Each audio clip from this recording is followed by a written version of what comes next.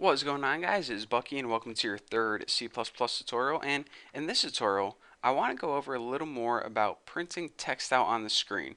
Now in the last tutorial you remember that we could use that special thing called cout, which was technically called the output object, and the less than sign, which was called the stream insertion operator, to print out text on the screen. And the way we did this is we added double quotes after, and whatever we printed out in these double quotes, like boy I love bacon, whatever we put inside those double quotes would just print out on the screen. So if we go ahead and we built and run this, we saw boy I love bacon right on the screen. Simple enough. But now what I want to go over is just a little more about cout, and I just want to make sure you guys understand how it works.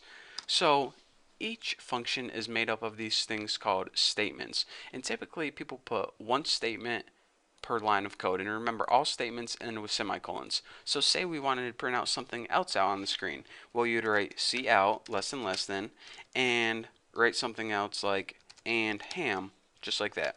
So you might be thinking, alright, I got a feeling I know what this is going to do. On the first line it's going to print out boy I love bacon, and on the second line it's going to print out and ham, because that's how it appears in our code, so that's what it's going to do. But if you go ahead and build and run this, it says boy I love bacon and ham all on the same line of code. And if you're scratching your head saying, alright, why exactly does it do that? The reason it does that is because when you're using this thing called cout, it's called printing it out into a stream, and it pretty much takes all your characters and prints them out in the same stream. So whenever this stream is done, you're not telling it to move to a new line. You're just saying print out these characters and then stop right at the end of this line. So then this stream starts printing out, and again, you're not telling it anywhere to move to a new line. Computer programs are very picky, and they need to be told exactly what to do. So in order to move to a new line, we need to add a special symbol, I guess you would say.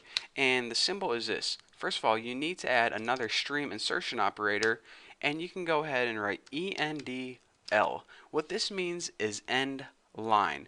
And now when we go ahead and build and run it, check what happens. It runs boy I love bacon, and then it runs end line, and before your stream insertion operator would be right here, but now since you said end line, it go ahead and it ends this line and it moves it to a next line. So basically all you have to remember is anytime you want to move to a new line, use the character end L, which is code word for end line. Now if you're saying, alright, that's easy enough to remember, so let me go ahead and show you something that might be even easier for you. Inside your quotation marks, if you go ahead and add \n, this is basically the same as adding a new line. \n is the code, I guess that all is code for go to a new line. So now it's going to say boy I love bacon, and then it's going to come across this thing called \n. It's going to say, hold on, what is this \n? Oh, I know what it is. It's the symbol to move to a new line. So this is basically just an alternative way to move to new lines.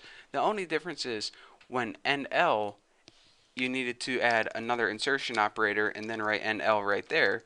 With a new line, you write it inside the quotation marks because it gets interpreted in a different kind of way. So let's go ahead and build and run this and just verify that, yep, boy I love bacon, new line, and ham. So again, like I said, whenever you want to print text out on a new line, you have to be very specific with C++ and tell it exactly what to do. And you can do this either using the NL or the new line that goes inside the quotation marks. So aside from this, you might be thinking, alright, so I printed this out and I got this on the next line, but what if I wanted a blank line in between these two? Well, all you would have to do is write new line, and then when you go ahead and you build and run this, it'll say, alright, boy I love bacon, new line, and then it printed out and ham. Simple enough. Pretty cool, huh? And I guess one other thing I can show you is if you go ahead and do cout insertion operator, you can do things like this. Boy, new line, I, new line, love, new line, bacon, new line. So, you're not only limited to, one new line per statement. You can have multiple new lines in a single statement. So now it says, Boy, I love bacon. Pretty cool, huh? So that's all the basics I want to teach you guys for this tutorial. Again, I wanted to stress how to print out text on the screen, and also the stream insertion operator. It's basically this. Each stream insertion resumes it's printing out wherever the previous one stopped. So if you want to move it to a new line, you need to use one of these new line symbols, either NL or new line. So that's all I have for you guys in this tutorial. Now you should be a pro at printing text out on the screen. So, we're not ready to bundle up this program and sell it to Microsoft yet, but hey, it's a start. So thank you guys for watching. If you have any questions, go to my website, thenewboston.com, and ask me on my forum. So thank you guys for watching, and I guess I'll see you in the next video.